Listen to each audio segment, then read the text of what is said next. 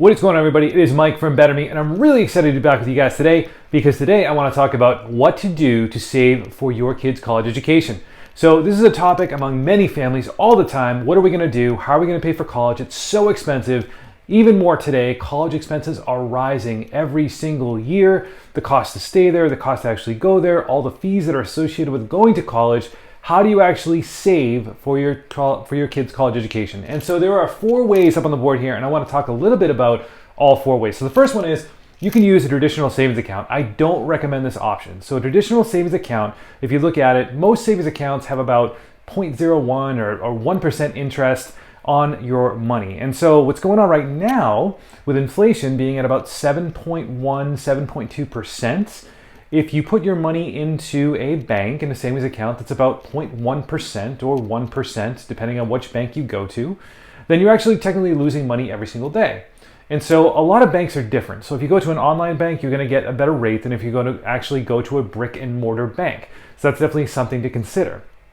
You can also consider doing something like a CD or a money market to get a little bit better interest. But again, that's more of a hold strategy. And even though you're locking up your money for 5 or 10 years, whatever you choose to lock it up for, you're still not getting the best interest rate that you could with some other options out there. So savings is an option, but just remember your savings account is never going to outpace inflation. So technically, you're going to be losing money every day when your money is in a savings account.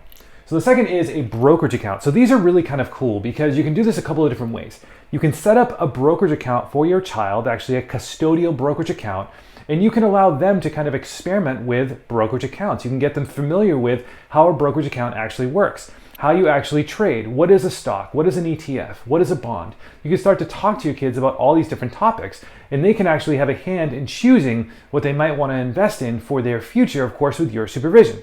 So this is a really good opportunity to really bond with them, to really discuss the economy with them, to discuss money with them, and to get them to kind of touch it and feel it early so that as they grow into adults and they start making decisions for themselves and for their families, they can help their families make the right decisions because from a small child, they were taught this from their parents or from someone else. So a custodial brokerage account is really good. You yourself as a parent can actually open a brokerage account for yourself. You can invest in things like fixed indexed ETFs, and those are more like a buy and hold strategy. So you want to go ahead and hold on to those for as long as you can. And they're eventually going to make money. You may lose money in the market. It may be up some days, but again, you're at the mercy of the market here. But potentially you could make really good money depending on if the market goes up or not. So that's another option to consider.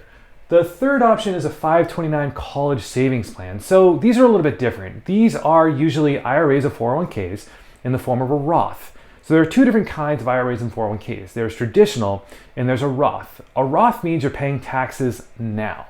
So when you go ahead and put money into that 401k or into that Roth IRA, you are actually paying taxes on that now. So you're using your after-tax dollars. You've already paid taxes on that. And so when you go ahead and withdraw that, that's actually going to be tax-free, as opposed to traditional, where you actually take a deduction for contributing to that IRA or 401k, and then you pay taxes later. So I always tell my clients, say, what would you rather pay taxes on, the seed or the harvest? And usually they say the seed, right? Because you don't want to pay taxes on more, right? You don't want to pay taxes on more apples or more trees or more things. You want to pay taxes on the very smallest amount. And so having a 529 plan that's linked to a Roth 401k or IRA can be good, but again, you're still at the mercy of the market. You're still at the mercy of the ups and downs in the market. While you can take that money out tax-free, there are restrictions to that where that money has to be used for educational expenses. So that's definitely something to consider. And then the last part of this is life insurance. So you can actually use the contributions that are in your life insurance policy to pay for things like college, to pay for things for like starting a business, to pay for things like maybe an automobile or things like that. So these are called Index Universal Life Insurance policies. So an Index Universal Life Insurance policy, it functions similar to a regular whole life policy where you have a death benefit, but you also have a cash component to these policies.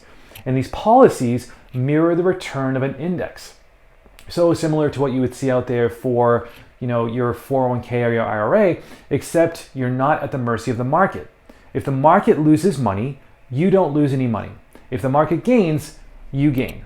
So this is also something to consider. If you want more information about an Index Universal Life Insurance policy, please comment on the bottom. Please reach out to me at info@fivepillarfinancial.com. And if you guys have any other questions at all, please don't hesitate to reach out. And until then, I'll see you guys in the next video.